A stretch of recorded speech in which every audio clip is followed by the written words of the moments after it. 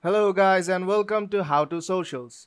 In this video I'm going to show you how to change your primary email address on Facebook. So let's start. First, open the Facebook app. Now tap on the three bars on top right corner. Scroll down, tap on Settings and Privacy and go to Settings. Now tap on Personal Information and tap on Contact Info.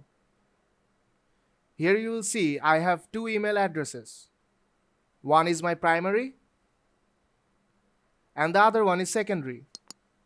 Now choose your secondary email address to make it primary. Now tap on Make Primary and Facebook will ask for your password. And save it to make this email address to make your primary email address. So if this video helped you out, don't forget to leave a like. And see you in the next tutorial.